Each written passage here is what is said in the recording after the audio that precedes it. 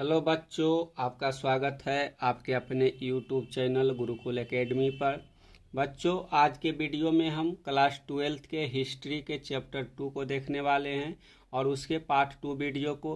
अगर आप हिस्ट्री के चैप्टर 2 का पार्ट 1 वीडियो नहीं देखे हैं तो आप उसे देख लीजिएगा, उसके बाद इस वीडियो को देखिएगा, क्योंकि आपको जो टॉपिक हम पढ़ा दिए हैं पार्ट 1 वीडियो में वो अगर छूट जाएगा तो आगे आपको समझ में नहीं आएगा। तो आप कंटिन्यू रहिएगा तो ये चैप्टर आपको अच्छी तरीके से समझ में आएगा और आपके आने वाले बोर्ड एग्जाम में सभी प्रकार के क्वेश्चन आपको बनेगा। ये जो हिस्ट्री का हम नोट्स आपको प्रोवाइड करवा रहे हैं या एनसीईआरटी से निचोड़ कर निकाला हुआ नोट्स है। अगर आप ये नोट्स अपने कॉपी में लिख कर इसे बार बार रिवाइज कीजिएगा तो आपके आने वाले बोर्ड एग्ज़ाम या फिर अगर हमारे दोस्त कोई ऐसे भी हैं जो जनरल एग्ज़ाम की तैयारी कर रहे हैं तो उनके लिए भी यह वीडियो काफ़ी फ़ायदेमंद होने वाला है। तो आप जो भी वीडियो देख रहे हैं हमारे बोर्ड के स्टूडेंट या फिर कॉम्पिटिटिव एग्ज़ाम के स्टूडेंट, आप सभी के लिए बराबर महत्वपूर्ण वीडियो है। तो चलिए, तो हम पिछले वीडियो में जो टॉपिक पढ़ लिए थे आप उसे वहाँ देख लीजिएगा। उसे अगर फिर शुरू से बताएंगे तो वीडियो काफ़ी लंबा हो जाएगा। तो हम जहाँ छोड़े थे पिछले वीडियो में वहाँ से शुरू करेंगे। तो पिछले वीडियो में से हम यहाँ तक मौर्य साम्राज्य के प्रशासन तक यहाँ तक पढ़ लिए थे, तो यहीं से हम शुरू करते हैं। तो मौर्य साम्राज्य में जो प्रशासन है वह किस प्रकार से किया जाता था इसके बारे में देख लेते हैं कि क्या क्या महत्वपूर्ण बातें इसमें लिखा हुआ है। तो पहला पॉइंट है कि मौर्य साम्राज्य के 5 प्रमुख राजनीतिक केंद्र थे। जो मौर्य साम्राज्य था इसकी राजधानी पाटलिपुत्र जो कि आज का पटना कहलाता है वो था, और 4 प्रांतीय केंद्र था। जो 4 प्रांतीय केंद्र था जैसे कि जो मगध साम्राज्य था, जिस प्रकार से आज भारत कई राज्यों में बटा हुआ है, उस प्रकार से उस समय मौर्य साम्राज्य कई प्रांतों में बटा हुआ था। तो उसी प्रांतों के जो राजधानियां हुआ करती थी वो सब मिलकर जो मगध साम्राज्य था उसके संचालन में यानी कि उसके प्रशासन में योगदान दिया करता था। तो जो मगध साम्राज्य था यानी कि मौर्य साम्राज्य, इसका जो वास्तविक राजधानी थे वह पाटलिपुत्र था। इसके साथ साथ अन्य 4 प्रांतीय जो केंद्र था जैसे कि तक्षशिला हो गया। तक्षशिला को शिक्षा के केंद्र के रूप में जाना जाता है। दूसरा था उज्जैनी, तोसली, स्वर्णगिरी। जो उज्जैनी है यह आज यूपी में स्थित है, और जो तोसली हमारे जो आज का ओडिशा यानी कि उस समय का जो कलिंग राज्य था जो कि अशोक के द्वारा जीता गया था, उसकी कलिंग की राजधानी तोसली थी। और जो स्वर्णगिरी है यहाँ से सोने प्राप्त किए जाते थे जो आज के कर्नाटका क्षेत्र में स्थित है। तो इस प्रकार से मगध साम्राज्य के प्रशासन में पाटलिपुत्र, तक्षशिला, उज्जैनी, तोसली और स्वर्णगिरी जो क्षेत्रीय प्रांत थे इसका काफ़ी महत्वपूर्ण योगदान था। तो चलिए इसके आगे के पॉइंट पर चलते हैं। तो आगे का पॉइंट है कि इन सब का उल्लेख अशोक के शिलालेखों में किया गया है। पश्चिम में पाकिस्तान से पूर्व में उड़ीसा तक तथा उत्तर में उत्तराखंड से आंध्र प्रदेश तक हर स्थान पर एक जैसे संदेश उत्कीर्ण किए गए थे। यानी कि जो सम्राट अशोक थे इनके द्वारा बहुत सारे आदेशों को पत्थरों पर खुदवाकर जनता को आदेश के रूप में पढ़ने के लिए कई स्थानों पर गाड़ देते थे, जिससे कि जनता को पता लग सके कि हमारे जो राजा है वह किस प्रकार के आदेश हमारे लिए दे रहे हैं। तो सम्राट अशोक के द्वारा जो भी आदेश दिया जाता था उसे शिलालेखों पर उत्कीर्ण कराकर जगह जगह पर उसे स्थापित कर दिया जाता था। इन शिलालेखों में से कई स्थानों से हमें प्राप्त होता है जैसे कि पाकिस्तान से लेकर उड़ीसा तक, इसके साथ साथ उत्तराखंड से आंध्र प्रदेश तक, कर्नाटका तक, इन सभी स्थानों पर से हमें सम्राट अशोक के जो शिलालेख है वो प्राप्त होते हैं। और उन शिलालेखों में जो सम्राट अशोक है वो जनता से जो भी आज्ञा देना चाहते हैं और जनता से जो बात करना चाहते हैं वो सारा उन शिलालेखों में लिखा जाता है। जो शिलालेख है अशोक के प्रशासन में काफ़ी महत्वपूर्ण भूमिका निभाया है। अगला पॉइंट है कि ऐसा माना जाता है कि इस साम्राज्य में हर जगह एक समान प्रशासनिक व्यवस्था नहीं रही होगी, क्योंकि अफगानिस्तान का पहाड़ी क्षेत्र, दूसरी ओर उड़ीसा तटवर्ती। यानी कि कुछ इतिहासकारों का मानना है कि जो मगध साम्राज्य था, मगध साम्राज्य में हर जगह एक जैसा प्रशासन नहीं था, क्योंकि जो मगध साम्राज्य के अंतर्गत जितने भी क्षेत्र आते थे उसमें अफगानिस्तान जो था वो काफ़ी पहाड़ी एरिया था। तो उस जगह प्रशासन करने के लिए जो जैसे उड़ीसा का जो तटवर्ती क्षेत्र है, इन क्षेत्र में जो नियम कानून लागू होगा वो नियम कानून अफगानिस्तान के जनता पर लागू अगर करेंगे तो कारगर नहीं होगा। इसलिए कुछ विद्वान हैं, उनका मानना है कि इस साम्राज्य में हर जगह समान प्रशासनिक व्यवस्था नहीं थी। जो जिस प्रकार का स्थान होता था, यानी कि जिस प्रकार की भौगोलिक दशा होती थी, उस प्रकार के प्रशासन की व्यवस्था की जाती थी, ऐसा इतिहासकारों का मानना है। अगला पॉइंट है कि तक्षशिला और उज्जैनी दोनों लंबी दूरी वाले महत्वपूर्ण व्यापारिक मार्ग थे। जो तक्षशिला है वह काफ़ी शिक्षा का प्रसिद्ध केंद्र था। उसी प्रकार जो उज्जैनी है, जो तक्षशिला और उज्जैनी है या पाटलिपुत्र यानी कि आज के पटना से काफ़ी लंबी दूरी पर स्थित था। तो इन दोनों स्थानों की यात्रा करने के लिए काफ़ी लंबे समय तक यात्रा करना पड़ता था। तो इस प्रकार से हम पता लगा सकते हैं कि जो अगर किसी प्रकार के आदेश सम्राट के द्वारा, जो सम्राट आदेश देते थे, उन आदेशों को हर स्थान पर पहुंचाने में काफ़ी समय लग जाता था। इसलिए जो अलग अलग क्षेत्र था, उन अलग अलग क्षेत्रों में एक समान जो प्रशासन है, एक समान प्रशासनिक व्यवस्था नहीं हो सकती है।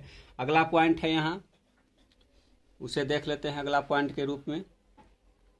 तो अगला पॉइंट यहाँ है कि साम्राज्य के संचालन में भूमि और नदियों दोनों मार्गों से आवागमन बना रहना आवश्यक था। यानी कि जिस प्रकार से हम आज जल मार्ग और स्थल मार्ग का उपयोग करते हैं, उस समय भी यानी कि मगध साम्राज्य के समय भी जल मार्ग और स्थल मार्ग का प्रयोग किया जाता था, जिससे अगर किसी प्रकार की दुविधा हो या फिर किसी प्रकार का स्थल मार्ग में दिक्कत हो तो हम जल मार्ग से वहां तक पहुंच सकते थे। जैसे कि जो पाटलिपुत्रा है यानी कि जो पटना है, वह गंगा, गंडक और सोन नदियों के संगम पर बसा है, जिस कारण से गंगा नदी के द्वारा हम जल मार्ग से एक स्थान से दूसरे स्थान पर काफ़ी कम समय में पहुंच सकते हैं। इस प्रकार से जो मगध साम्राज्य का प्रशासन था, उस प्रशासन में जो जल मतलब नदियों का जो मार्ग था वह काफ़ी महत्वपूर्ण योगदान निभाता था। अगला टॉपिक है सेना व्यवस्था, यानी कि जो मगध साम्राज्य था, मगध प्रशासन था या फिर मौर्य साम्राज्य था, इसमें सेना व्यवस्था किस प्रकार की थी, इसके बारे में थोड़ा सा जानकारी प्राप्त कर लेते हैं। चलिए आगे बढ़ते हैं।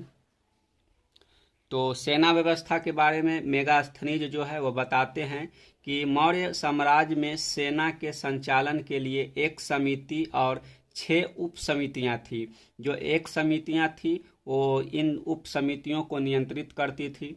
तो उप समितियों में से जो 6 उप समितियाँ थी उसे यहाँ लिखा हुआ है। तो इसे बारी बारी से समझ लेते हैं कि 6 प्रकार की कौन कौन सी उप समितियाँ थी जो सेना को कंट्रोल करती थी। तो पहला उप समिति है नौसेना का संचालन करना, यानी कि इन 6 उप समितियों में एक समिति थी नौसेना का संचालन करने वाली। जिस प्रकार से हमारे थल सेना है, थल सेना संचालन के लिए एक समिति होती थी, उसी प्रकार से नौसेना का संचालन करने के लिए भी एक समिति बनाई गई थी।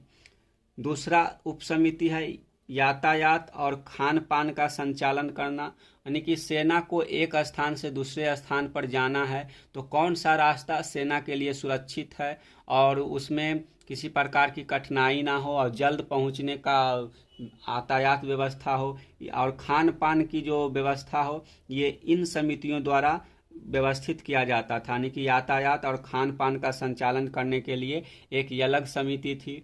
तीसरा उप समिति है पैदल सैनिक का संचालन करना, यानी कि पैदल जो सेना होती थी उन सेना को संचालित करने के लिए एक अलग उप समितियाँ बनाई गई थी। चौथा उप समिति है अश्वारोही सेना का संचालन करना। इस प्रकार से सभी सेनाओं के लिए अलग अलग एक समितियां बनाई गई थी, उप समितियां बनाई गई थी जो इन सेनाओं को संचालित करती थी। पांचवा उप समिति है रथारोही सेना का संचालन करना।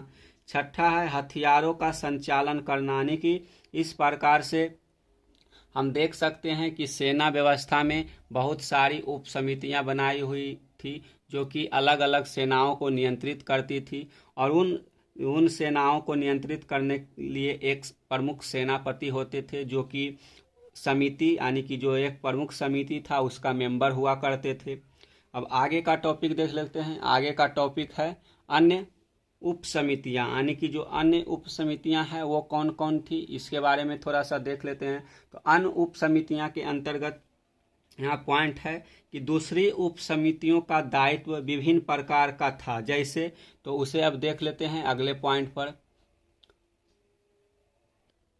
तो अन्य उप समितियों में जिस प्रकार से यहाँ लिखा हुआ है, पहला पॉइंट है कि उपकरणों को ढोने के लिए बैलगाड़ियों की व्यवस्था करना, यानी कि अगर युद्ध हो रहा है तो युद्ध में अस्त्र शस्त्र को पहुंचाने के लिए एक समिति होना चाहिए ताकि समय पर सेना को अस्त्र शस्त्र मिल सके और युद्ध को अच्छी तरीके से संचालित किया जा सके। इसलिए उपकरणों को ढोने के लिए बैलगाड़ियों की व्यवस्था करना एक अलग उप समिति के द्वारा संचालित किया जाता था। अगला उप समितियाँ थी सैनिकों के लिए भोजन की व्यवस्था करना। इसी प्रकार से एक और उप समितियाँ थी जानवरों के लिए चारे की व्यवस्था करना, सैनिकों की देखभाल करने के लिए सेवकों और शिल्पकारों की नियुक्ति करना। इस प्रकार से हम देखें कि सैन्य व्यवस्था को संचालित करने के लिए बहुत सारी उप समितियाँ बनाई गई थी जो कि आपस में प्रॉपर कोऑर्डिनेट करने के लिए जो मुख्य समिति थी उससे संबंधित थी, यानी कि मुख्य समिति के अंडर ही अन्य उप समितियाँ आती थी, और जो उप समितियाँ के प्रमुख होते थे वो समिति के मेंबर होते थे और आपस में बातचीत करके किसी प्रकार की जो दुविधा होती थी उन दुविधाओं का निराकरण करते थे। इस प्रकार से हम समझ सकते हैं कि जो मौर्य साम्राज्य था, मौर्य साम्राज्य के अंतर्गत जो सेना थी वह सेना किस प्रकार से कार्य करती थी और उसकी संगठन किस प्रकार के था। यानी कि हम इस समितियों से यह अनुमान लगा सकते हैं कि जो मौर्य साम्राज्य था, मौर्य साम्राज्य में जल सेना, थल सेना, रथ सेना, हाथी सेना, इस प्रकार के बहुत सारी सेनाएं होती थी जिनके लिए अलग अलग समितियां बनाई गई थी, और उन समितियों को एक साथ लाने के लिए एक प्रॉपर उसका प्रमुख यानी कि हेड होता था जो कि समिति का मेंबर होता था, और लोग आपस में मिलकर इन सभी जो किसी प्रकार का दिक्कत हो, दुविधा हो, इन दुविधाओं पर चर्चा करते थे और राजा से अपना परामर्श करके उस पर निर्णय लिया करते थे। अब अगला पॉइंट है, जान लेते हैं थोड़ा सा मेगास्थनीज के बारे में। ये मेगास्थनीज कौन है? तो आपको पिछले क्लास में बताए थे कि जो मेगास्थनीज है या सेल्यूकस निकेटर का राजदूत के रूप में चंद्रगुप्त मौर्य के राज दरबार में रहता था। तो पहला पॉइंट है कि मेगास्थनीज यूनान का राजदूत और महान इतिहासकार था। जो मेगास्थनीज है, मेगास्थनीज एक इतिहासकार के रूप में जाना जाता है क्योंकि जो मेगास्थनीज है इसने एक पुस्तक की रचना की थी जिसका नाम इंडिका था। तो इंडिका के रचनाकार के रूप में मेगास्थनीज को जाना जाता है। तो अगला पॉइंट है कि मेगास्थनीज ने एक पुस्तक लिखी थी जिसका नाम इंडिका था। इस पुस्तक से हमें मौर्य साम्राज्य की जानकारी मिलती है। तो मौर्य जो मेगास्थनीज है, मेगास्थनीज के बारे में हमें जितना जानना था उसे से ज़्यादा ही हम कुछ जान लिए हैं, और अगर आप इससे ज़्यादा जानना चाहते हैं तो आप पिछले वीडियो यानी कि जो चैप्टर नंबर 2 है इसका पार्ट 1 वीडियो देख सकते हैं। तो उसमें आपको बहुत सारी जानकारियां मिल जाएंगे कि जो मेगास्थनीज था यह किस प्रकार से चंद्रगुप्त मौर्य के दरबार में आया था और यह किस प्रकार से जो मौर्य साम्राज्य था वहाँ का राजदूत बन पाया है। अब आगे देख लेते हैं सम्राट अशोक के बारे में। तो सम्राट अशोक कौन थे? तो सम्राट अशोक जो थे वो चंद्रगुप्त मौर्य के पोते थे, यानी कि बिंदुसार के बेटे थे। तो अशोक भारतीय इतिहास के सर्वाधिक महान शासकों में से एक हैं। अशोक की पहचान 1830 ईस्वी के दशक में हुई जब ईस्ट इंडिया कंपनी के एक अधिकारी जेम्स प्रिंसेप ने ब्राह्मणी एवं खरोष्टी लिपियों का अर्थ निकाला जो सम्राट अशोक है, इनके बारे में हम 1830 से पहले से हमारे पास कोई जानकारी नहीं था कि जो मौर्य सम्राट के शासक अशोक है, कोई अशोक नामक शासक भी था जो मगध साम्राज्य पर शासन किया था। तो इन सभी जानकारी हमें कहाँ से मिलता है कि सम्राट अशोक नाम का कोई व्यक्ति था जो मगध पर शासन किया था। तो ये सारे जानकारी हमें अशोक के द्वारा लिखे हुए शिलालेखों से प्राप्त होता है। तो जब इन शिलालेखों को पढ़ लिया गया जेम्स प्रिंसेप के द्वारा, तो जितने भी आदेश या फिर अशोक के द्वारा जितने भी नियम कानून शिलालेखों में लिखवाया गया था वो सारे प्रकाश में आया और उन सभी से जो इतिहासकार थे वो अवगत हुए और अशोक के बारे में जो जानकारियां अब तक नहीं थी वो जानकारियां लोगों के पास आई और हम आज उस सब जानकारियों को पढ़ रहे हैं। तो अशोक की जानकारी हमें कब से मिलना शुरू होती है? तो जब ईस्ट इंडिया कंपनी के एक अधिकारी ने 1830 ईस्वी में जो अशोक के द्वारा लिखवाए हुए ब्राह्मणी एवं खरोष्ठी लिपियां थी उसको पढ़ के पता चला। लिपि के बारे में अगर आप ज़्यादा जानना चाहते हैं तो आप इसका चैप्टर 1 देख लीजिए, वहाँ हम आपको लिपि के बारे में काफ़ी विस्तृत रूप से पढ़ाए हैं। तो आप शॉर्ट रूप में यहाँ इतना समझ लीजिए कि लिपि किसे कहते हैं। तो लिपि हम उसे कहते हैं कि जिस प्रकार से हम लिखते हैं उसे, यानी कि लिखने की व्यवस्था को हम लिपि कहते हैं। जिस प्रकार से यहाँ आपको देख रहे होंगे कि हिंदी लिखा हुआ है, तो हिंदी लिखने के लिए हम देवनागरी लिपि का प्रयोग करते हैं।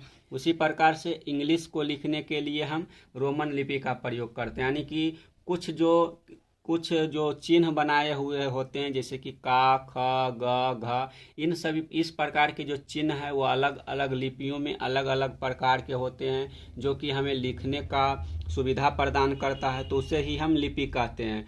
तो जो अशोक था, अशोक के जो शिलालेख है वो बहुत सारे लिपियों में लिखा मिला है, यानी कि अलग अलग प्रकार के अक्षरों में लिखा मिला है। यानी कि जिस क्षेत्र में जो मगध साम्राज्य था या काफ़ी विस्तृत क्षेत्र में फैला हुआ था, तो सभी क्षेत्र के लोग एक लिपि को समझ नहीं पाते थे, यानी कि जिस क्षेत्र में जिन लिपियों को लोग समझ पाते थे उसी लिपि में अशोक अपना आदेश लिखवाता था और उन क्षेत्रों में लगवा देता था।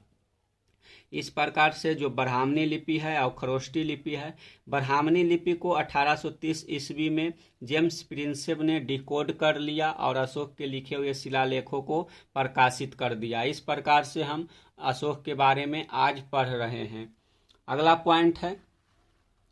पॉइंट क्या यहाँ है कि अशोक के अभिलेख, प्राकृतिक भाषा के अधिकांश अभिलेख ब्राह्मणी लिपि में लिखे गए हैं।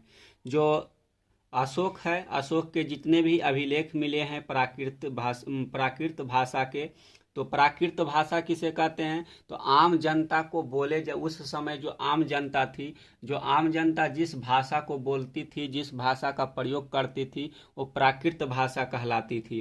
तो इस प्राकृत भाषा को लिखने के लिए ब्राह्मणी लिपि का प्रयोग किया जाता था। तो यहाँ वही लिखा हुआ है कि अशोक के अभिलेख, प्राकृत भाषा के अधिकांश अभिलेख ब्राह्मणी लिपि में मिले, यानी कि जो प्राकृत भाषा के अभिलेख है, इस अभिलेख को अधिकतर ब्राह्मणी लिपि में लिखवाया गया है ताकि जो जनता है वो समझ पाए और राजा के द्वारा दिए हुए आदेशों का पालन कर सके। आगे है कि जो पश्चिमोत्तर, यानी पश्चिमोत्तर कहने का मतलब है कि जो आज का पाकिस्तान और अफगानिस्तान का क्षेत्र है, उन क्षेत्रों में जो अभिलेख है वह खरोष्ठी लिपि में लिखा मिलता है। तो उस क्षेत्र के लोग खरोष्ठी लिपि को समझते थे, इसलिए उन क्षेत्रों में अशोक के द्वारा खरोष्ठी लिपि का प्रयोग किया गया है ताकि जनता अशोक के दिए हुए आदेशों को समझ सके और उसके शासन में सहयोग कर सके।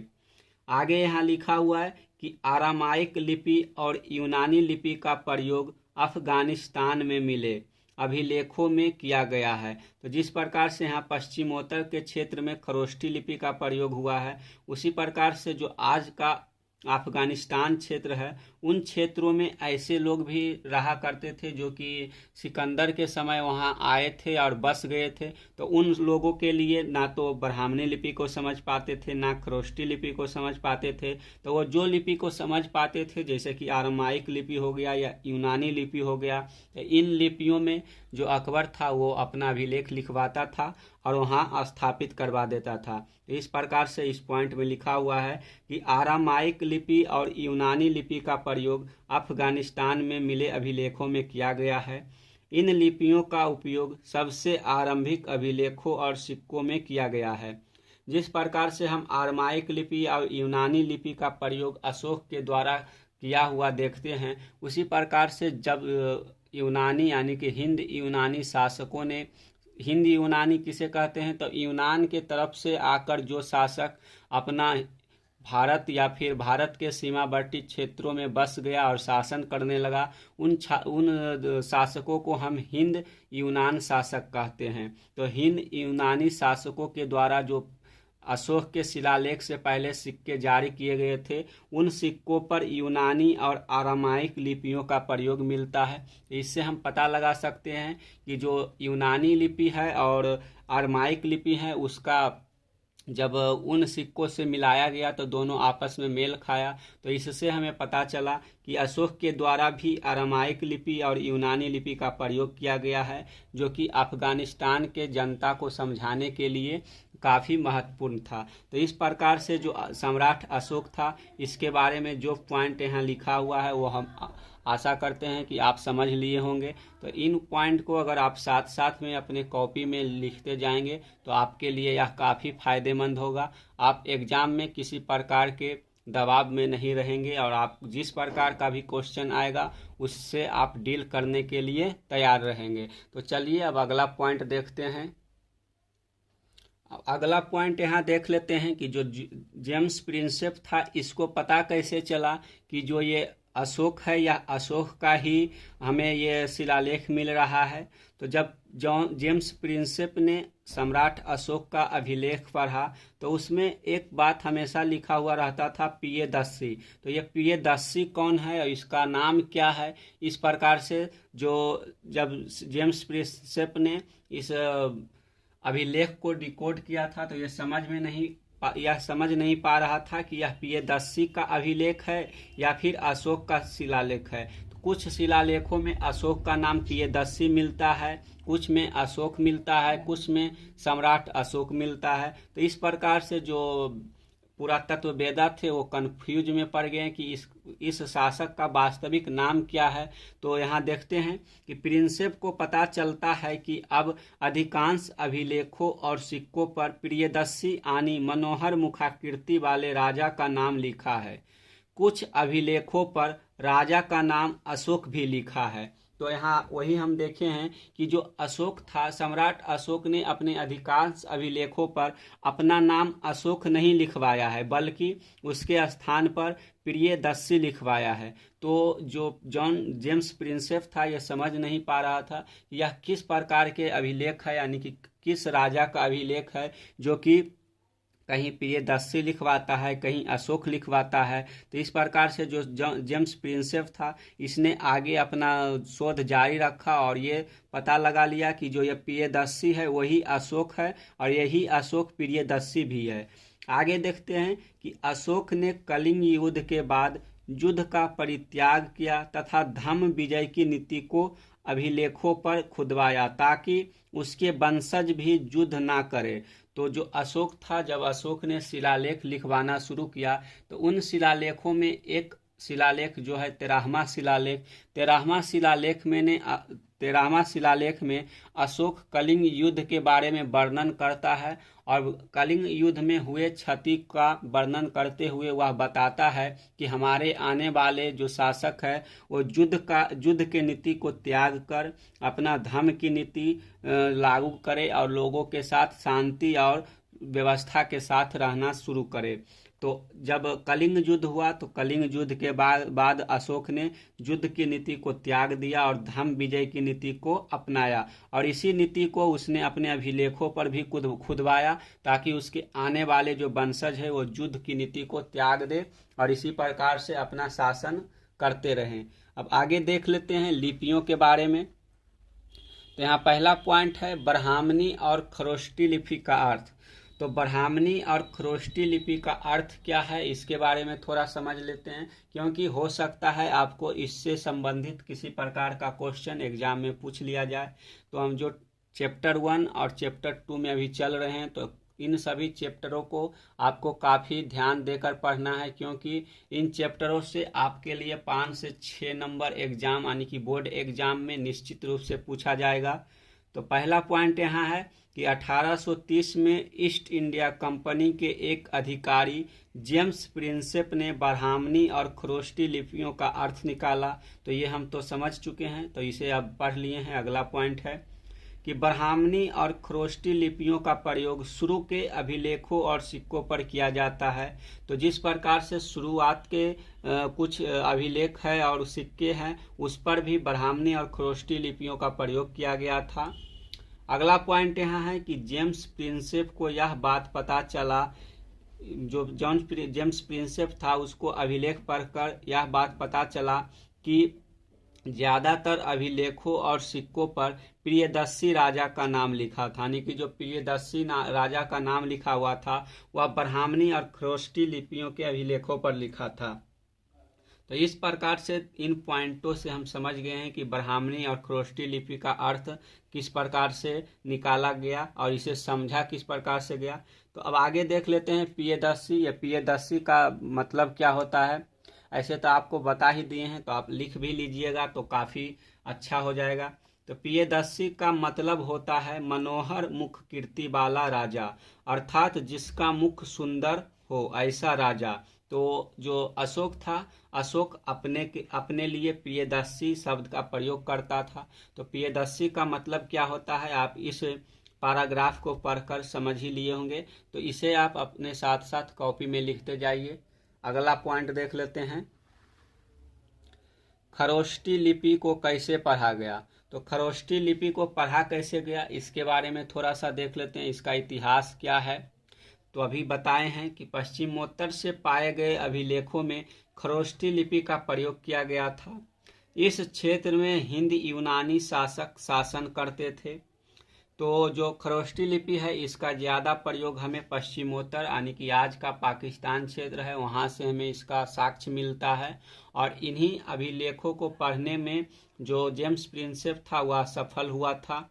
और इन क्षेत्र में जो शासन करने वाले राजा तो हिंद यूनानी थे, क्योंकि इन क्षेत्रों में जो सिकंदर जब आक्रमण किया था तो कुछ लोग इन क्षेत्रों में आकर बस गए थे। इन क्षेत्रों को शासित करने के लिए जो हिंद यानी कि यूनान के तरफ से आए हुए जो शासक थे वो हिंद के क्षेत्रों पर शासन करने लगे, इसलिए इन शासकों को हिंद यूनानी शासक कहा जाने लगे। अब अगला पॉइंट देख लेते हैं इसके बारे में क्या लिखा हुआ।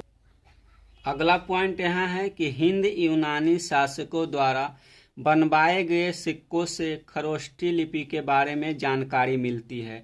तो अभी हम बताए थे कि जो खरोष्टी लिपि है, खरोष्टी लिपि का हमें जो साक्ष्य है वह पहले भी यानी कि अशोक के शिलालेखों के अलावा भी मिलता है। तो अशोक के शिलालेख के अलावा हमें खरोष्टी लिपि का साक्ष्य कहाँ से मिलता है, तो हिंद यूनानी शासकों द्वारा बनवाए गए सिक्कों पर, यानी कि जो हिंद यूनानी शासकों द्वारा सिक्के चलवाए गए थे उन सिक्कों पर भी खरोष्टी लिपि का ही प्रयोग किया जाता था। तो इन सिक्कों के अध्ययन से भी हमें खरोष्टी लिपि के बारे में जानकारी मिलती है। अगला पॉइंट है कि हिंद यूनानियों द्वारा यानी कि जो हिंद यूनानी है इसके द्वारा बनवाए गए सिक्कों में राजाओं के नाम यूनानी और खरोष्टी लिपि में लिखे गए थे। जो हिंद यूनानी शासक होते थे जब ये सिक्के ढलवाते थे तो उन सिक्कों पर अपना नाम खुदवाते थे, और उन नाम खुदवाने के लिए जो लिपि का प्रयोग किया जाता था वह लिपि था यूनानी और खरोष्टी लिपि। तो ये यूनानी और खरोष्टी लिपि से जब अशोक के अभिलेखों को मिलाया गया तो दोनों में सेम लेटर का प्रयोग हुआ था। तो इससे पता चल गया कि हिंद यूनानी जो शासक है जो उनका यूनानी लिपि और खरोष्टी लिपि का प्रयोग अपने सिक्कों पर किया गया है। तो इसी प्रकार के जो लेटर है उस लेटर का भी प्रयोग इन शिलालेखों में भी किया गया है। तो इससे पता चल गया कि जो ये लिपि है और अशोक के शिलालेखों पर प्रयोग किया गया जो लिपि है वो दोनों सेम है। तो इसलिए लोगों को जो यूनानी लिपि पढ़ सकते थे वो काफ़ी इंटरेस्टेड हुए और अशोक के शिलालेखों को पढ़ पाएँ।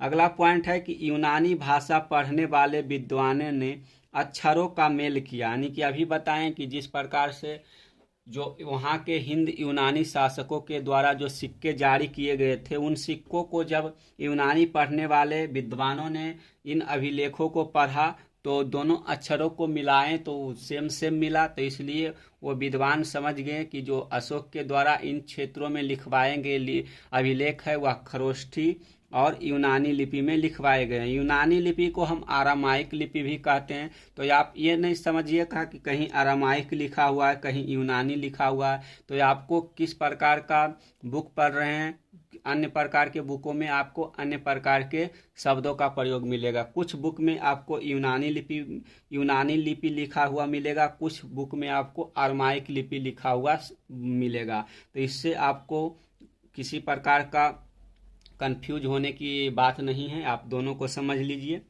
अब आगे देख लेते हैं कि ब्राह्मणी लिपि को कैसे पढ़ा गया। तो अभी बताए थे कि ब्राह्मणी लिपि का जो पढ़ने का श्रेय है वह जेम्स प्रिंसेप को जाता है। तो ब्राह्मणी काफ़ी प्राचीन लिपि है। आज हम लगभग भारत में जितनी भी भाषाएं पढ़ते हैं उनकी जड़ ब्राह्मणी लिपि ही है। यानी कि आज भारत में जितने भी भाषाओं का उद्भव हुआ है उन सभी भाषाओं का उद्भव इसी ब्राह्मणी लिपि से निकला। यानी कि जो ब्राह्मणी लिपि है वह आज का लिपि नहीं है, यह बल्कि काफ़ी पुराना लिपि है। इसी ब्राह्मणी लिपि से अन्य लिपियों का विकास हुआ है और इसी से अन्य भाषाओं का उद्भव हुआ है। यानी कि हम ब्राह्मणी लिपि को मदर ऑफ लिपि बोल सकते हैं, यानी कि सभी लिपियों की माता के रूप में ब्राह्मणी लिपि को जान सकते हैं। अगला पॉइंट यहाँ है कि 18वीं सदी में यूरोपीय विद्वानों ने भारत के पंडितों की मदद से बंगाली और देवनागरी लिपि में बहुत सारी पांडुलिपियां पढ़ी और अक्षरों को प्राचीन अक्षरों से मेल करने का प्रयास किया। यानी कि 18वीं शताब्दी में जब यूरोपीय विद्वानों ने भारत के पंडितों के सहायता से बंगाली और देवनागरी लिपि को पढ़ा और उन लिपियों को पढ़ने के बाद बहुत सारी पांडुलिपियां पढ़ी। तो पांडुलिपि किसे कहते हैं?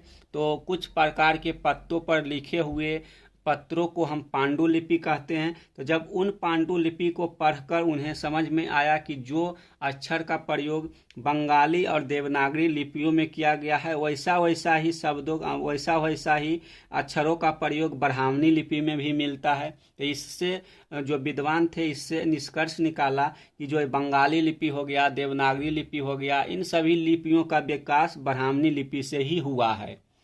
अगला पॉइंट यहाँ लिखा हुआ है कि कई दशकों बाद जेम्स प्रिंसेप ने अशोक के समय की ब्राह्मणी लिपि का 1838 ईस्वी में अर्थ निकाला। यानी कि जेम्स प्रिंसेप ने काफ़ी समय बाद 1838 ईस्वी में ब्राह्मणी लिपि को डिकोड करने में अपना सफलता हासिल करता है और अशोक के द्वारा लिखवाए गए अभिलेखों को पढ़ लेता है। अब आगे पॉइंट पर चलते हैं। तो यहाँ आगे पॉइंट के रूप में लिखा हुआ है कि सिक्कों के प्रकार। तो सिक्के कितने प्रकार के होते थे इसके बारे में थोड़ा सा जानकारी प्राप्त कर लेते हैं।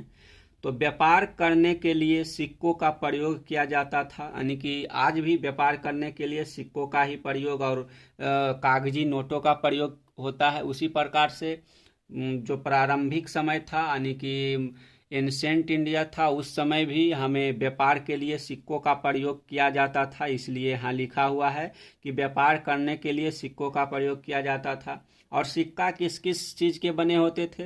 तो सिक्का ज़्यादातर चांदी या फिर तांबे के बने होते थे। तो जो चांदी और तांबे के जो सिक्के होते थे उसे हम आहत सिक्के कहते हैं। तो आहत सिक्का किसे कहते हैं? तो आहत सिक्का वैसे सिक्के को बोला जाता है जिसे हम आहत करके बनाते हैं। यानी आहत का मतलब होता है चोट पहुंचाना। यानी कि जो चांदी हो गया या तांबा हो गया इसे पहले गर्म कर लिया जाता था। यानी कि जितना तोला का सिक्का बनाना है उतना हम पहले अलग करके उसे तौल कर रख लेते थे, उसे गर्म कर लेते थे और उसे साँचे में रख देते थे।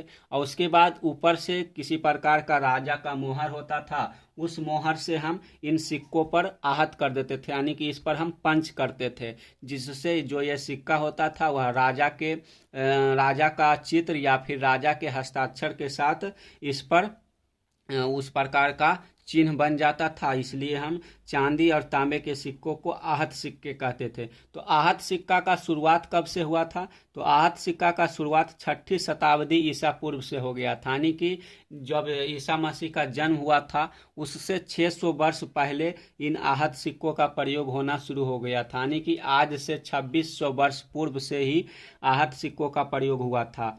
इसका ज़्यादातर विकास मौर्य साम्राज्य में हुआ था, यानी कि अशोक के या फिर चंद्रगुप्त मौर्य के द्वारा जितने भी सिक्के जारी किए जाते थे वो सभी आहत सिक्के कहलाते थे।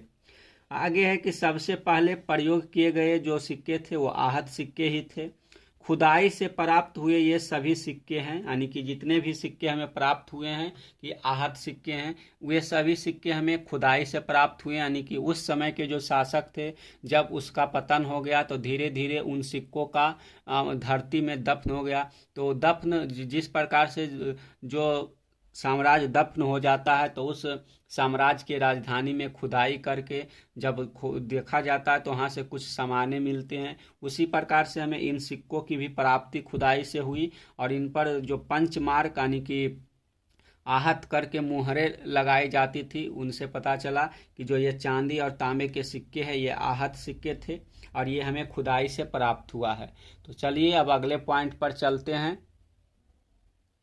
अगला पॉइंट है कि इन सिक्कों को राजा ने जारी किया था या ऐसा भी हो सकता है कि कुछ अमीर व्यापारियों ने सिक्कों को जारी किया हो, यानी कि ये हमें श्योर नहीं है कि यह सिक्का जो है यह राजा का ही सिक्का है या फिर किसी बड़े व्यापारी का भी सिक्का है, क्योंकि जिस प्रकार से उस समय शासन होता था तो शासक भी अपना सिक्का जारी किया करते थे और जो बड़े व्यापारी होते हैं वो भी सिक्का जारी किया करते थे। तो ये हमें पता नहीं है कि जो ये हमें पंचमार्क सिक्का यानी कि पंचमार्क क्वाइन मिला है या राजा के द्वारा जारी किया जाता था या फिर बड़े व्यापारियों के द्वारा जारी किया जाता था। तो इसलिए हम ये पॉइंट यहाँ लिखे हैं कि इन सिक्कों को राजा ने जारी किया था या ऐसा भी हो सकता है कि कुछ अमीर व्यापारियों ने सिक्कों को जारी किया हो। तो अगर आप सिक्का से संबंधित किसी प्रकार का आपको क्वेश्चन मिले तो आपको कंफ्यूज नहीं होना है, आपको इसे नोट्स को अच्छी से लिख कर अपने कॉपी में रिवाइज के लिए रखना है। अगर आपको इसका पीडीएफ चाहिए तो हम जो हमारा नंबर व्हाट्सएप नंबर आपको वीडियो के डिस्क्रिप्शन में मिल जाएगा, आप उस पर व्हाट्सएप करके ये पीडीएफ प्राप्त कर सकते हैं।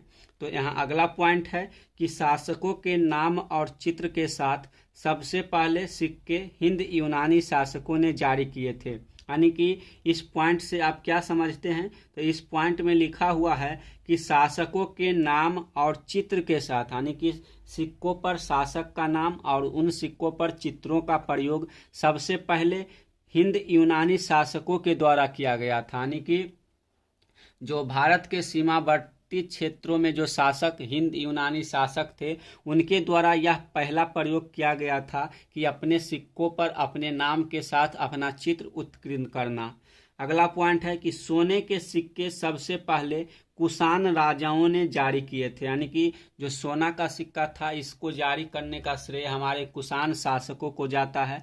उन कुषाण शासकों में सबसे महान शासक कुछ शासक हुए, जैसे कि आपको कनिष्क का नाम मिल जाएगा। इस प्रकार के जो शासक थे उन्होंने सोने के सिक्के को जारी किया और इन सिक्कों का वजन और आकार उस समय के रोमन सिक्कों के जैसा ही हुआ करता था, यानी कि जिस प्रकार से जो रोमन सिक्का हुआ करता था यानी कि यूनान का सिक्का हुआ करता था, तो ये जो शासक लोग थे कुषाण हो गया, हिंद यवन हो गया, ये सभी उसी क्षेत्र के शासक थे जो कि भारत में आकर अपना बस गए और यहाँ की संस्कृति को अपनाकर वैसा अपना शासन करने लगे। तो कुछ तो प्रभाव उसके अपने वास्तविक क्षेत्र का होगा ही, इसलिए जितने भी सिक्के कुषाण हो गया या हिंद यूनानी शासक हो गया उन शासकों के द्वारा जितने भी सिक्के जारी किए जाते थे उस पर कुछ ना कुछ प्रभाव उन क्षेत्र का जरूर होता था। तो इसलिए यहाँ लिखा हुआ है कि जो सोने के सिक्के कुषाणों द्वारा जारी किए जाते थे उन सिक्कों का वजन और जो आकार होता था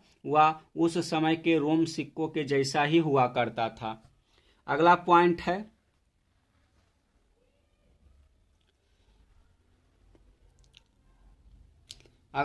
यहाँ है कि पंजाब और हरियाणा जैसे क्षेत्रों में यौधेय शासकों ने तांबे के सिक्के जारी किए थे जो कि हजारों की संख्या में वहां मिले हैं। यानी कि जब पंजाब और हरियाणा के क्षेत्र अवधेय के शासक जो थे वो तांबे के सिक्के जारी करते थे और पंजाब और हरियाणा के क्षेत्रों में खुदाई से हमें इस प्रकार के हजारों सिक्कों की प्राप्ति हुई है। अगला पॉइंट है कि सोने के सबसे बेहतरीन सिक्के गुप्त शासकों ने जारी किए थे। यानी कि सबसे शुद्ध सोने के सिक्के जारी करने का जो श्रेय है वह गुप्त शासकों को जाता है।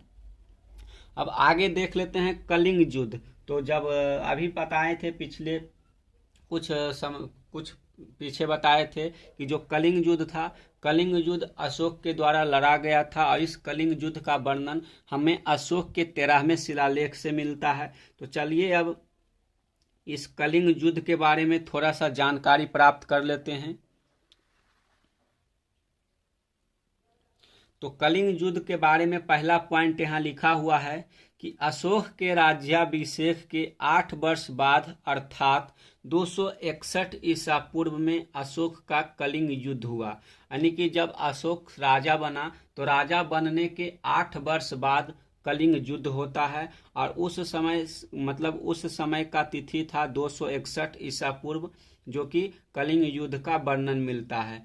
प्लिनी के अनुसार अशोक के राज्याभिषेक के बाद की यह घटना है। यानी कि जो एक यूरोपीय इतिहासकार है प्लिनी बताता है कि जो यह घटना अशोक के राज्याभिषेक के बाद की घटना है, जो कि कलिंग युद्ध है।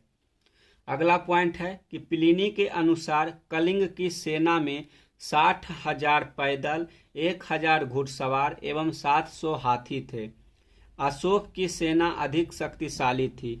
तो प्लिनी बताता है कि कलिंग की तरफ से जो सेना थी जिसने युद्ध में भाग लिया था, तो उसमें पैदल सेना की संख्या 60,000 थी। इसके साथ साथ जो घुड़सवार सेना थी उसकी संख्या 1,000 थी और हाथी की संख्या 700 थी। इस प्रकार से जो कलिंग की सेना की तादाद थी वो प्लिनी के द्वारा वर्णित किया जाता है। और प्लिनी बताता है कि जो अशोक की सेना थी वो कलिंग की सेना से काफी मजबूत थी। तो अब चलिए देखते हैं कलिंग युद्ध के बारे में अगला पॉइंट। कलिंग युद्ध के बारे में अगला पॉइंट यहाँ लिखा हुआ है कि कलिंग के शासकों ने वीरता से अशोक का सामना किया, किंतु लंबे युद्ध के बाद वह पराजित हो गया। जो कलिंग का शासक था वह वीरता से अशोक का सामना किया, लेकिन जो यह युद्ध है कलिंग युद्ध काफी लंबा खिंच गया और लंबे युद्ध के बाद जो कलिंग का शासक था वह पराजित हो जाता है अशोक से। युद्ध के बाद लगभग 1.5 लाख लोगों को बंदी बनाया गया। यानी कि जो कलिंग की सेना थी, कलिंग की सेना की संख्या कम होने के कारण जो कलिंग की जनता थी, जनता में जैसे कि पुरुष हो गया, महिलाएं हो गया, इन सभी ने अपना हथियार उठा लिया और अशोक की सेना की सामना करने लगे। इससे क्या हुआ कि जो आम जनता थी वो किसी प्रकार की युद्ध कौशल के साथ तो युद्ध नहीं कर रही थी, इसलिए कलिंग के जनता का अधिक से अधिक नाश हुआ और इस युद्ध में बहुत सारे कलिंग की जनताओं को नरसंहार किया गया और लगभग युद्ध के बाद लगभग 1.5 लाख लोगों को बंदी बनाया गया। इसमें लाखों लोग जो थे वो इस युद्ध के भय से ही मर गए थे। यानी कि अशोक इस युद्ध के बारे में 13वां शिलालेख में वर्णन करता है और बताता है कि इस युद्ध में इतना आम जन की हानि हुआ कि इस युद्ध से जो कलिंग की भूमि थी वह पूरी तरीके से रक्त से लाल हो गई थी। और इस युद्ध को देखकर अशोक का जो युद्ध करने के प्रति हृदय परिवर्तन हुआ, उसके बाद वह कभी फिर अपने जीवन में दूसरा युद्ध नहीं करता है। इसी के बारे में डॉक्टर हेमचंद्र राय बताते हैं कि इनके अनुसार मगध का सम्राट बनने के बाद अशोक का यह प्रथम व अंतिम युद्ध था। जब मगध का सम्राट अशोक बनता है, तो जब मगध का सम्राट अशोक बन जाता है तो मगध सम्राट बनने के बाद कलिंग का जो युद्ध था वह अशोक का पहला युद्ध था और जीवन का अंतिम युद्ध था। यानी कि इसके बाद कलिंग युद्ध के बाद जो अशोक है वह अपने जीवन में फिर कभी युद्ध नहीं करता है और यह अपना जो शस्त्र है यानी कि अपना तलवार मयान में डाल देता है और रख देता है और उसके बाद प्रण लेता है कि हम इसके बाद अब कभी युद्ध नहीं करेंगे। अब अगला पॉइंट देख लेते हैं, इसके आगे का पॉइंट क्या है। तो यहाँ आगे पॉइंट लिखा हुआ है कि इस युद्ध में अशोक जीवन में अभूतपूर्व परिवर्तन किया। इसके साथ ही अशोक ने प्रतिज्ञा की वह कभी भी शस्त्र का प्रयोग नहीं करेगा और शास्त्र के अनुसार प्रशासन चलाएगा।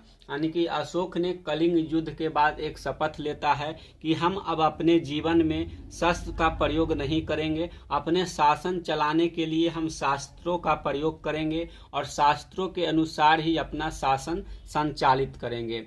अब चलिए देख लेते हैं आगे अशोक का राजत्व सिद्धांत है। यानी कि जब कलिंग युद्ध समाप्त होता है तो कलिंग युद्ध समाप्ति के बाद जो अशोक है वह अपने शासन करने के सिद्धांतों में आमूलचूल परिवर्तन करता है और वह धर्म के अनुसार अपने शासन को रिफॉर्म करता है। तो यहाँ पहला पॉइंट लिखा हुआ है कि कलिंग युद्ध के पश्चात अशोक ने शांति व मैत्री की नीति अपनाई। इसके बाद अशोक ने 2 आदेश जारी किए जो धौली और जोगर नामक स्थान पर सुरक्षित है। यानी कि जब कलिंग युद्ध हो जाता है तो कलिंग युद्ध के पश्चात जो अशोक है वह शांति और मैत्री का नीति का पालन किया। यानी कि हम किसी के साथ शांति से और मित्रता से हम उससे अपनी जो समस्या है उसे सुलझाएंगे, हम किसी प्रकार के अस्त्र और शस्त्र का प्रयोग नहीं करेंगे। और इसका जो वर्णन हमें मिलता है अशोक के द्वारा जारी किया गया 2 अभिलेख मिलता है जो कि धौली और जोगर से मिलता है। यानी कि धौली और जोगर नामक स्थान से अशोक के द्वारा दिए गए आदेश है जो कि धौली और जोगर नामक स्थान पर सुरक्षित है। अगला पॉइंट यहाँ है कि इन आदेशों में लिखा गया है सम्राट अशोक आदेश देता है कि प्रजा के साथ पुत्रवत व्यवहार किया। मतलब कि जो प्रजा है प्रजा के साथ पुत्रवत व्यवहार हो। आगे ऊपर कर लेते हैं। जो अशोक है अशोक इन आदेशों के अनुसार अपने जो उसके जो जितने भी मंत्री या फिर अधिकारीगण है उसको आदेश देते हैं कि जो हमारी प्रजा है उसके साथ पुत्रवत व्यवहार हो, जनता को प्यार दिया जाए, अकारण लोगों को कारावास का दंड या यातना नहीं दी जाए, जनता के साथ न्याय किया जाना चाहिए। यानी कि जो अशोक था अशोक अपने शासन के सिद्धांतों में आमूलचूल परिवर्तन करता है और इस परिवर्तनों के साथ बहुत सारे ऐसे चीज जोड़ता है कि अकारण किसी भी जनता को यातना नहीं दी जाए, उसे कम मतलब कि किसी प्रकार की अगर किसी ने चोरी किया हो या फिर छोटा मोटा गलती किया हो तो उसके लिए उसे बड़ी सजा ना दी जाए, ऐसी व्यवस्था अशोक ने अपने राजत्व सिद्धांत में किया। तो इस प्रकार से जो अशोक का राजत्व सिद्धांत था इसके बारे में जितने भी परिवर्तन अशोक के द्वारा करवाया गया था उन सभी को देख लिए। तो बच्चों आज को वीडियो में हम इतना ही रखते हैं, अगले वीडियो में इससे आगे की बात को जानेंगे और आप वीडियो को इसी प्रकार से लगातार देखते रहिए और अपनी तैयारी को बेहतरीन करते रहिए। तो चलिए मिलते हैं एक नए वीडियो के साथ, तब तक के लिए धन्यवाद। जय हिंद, जय भारत।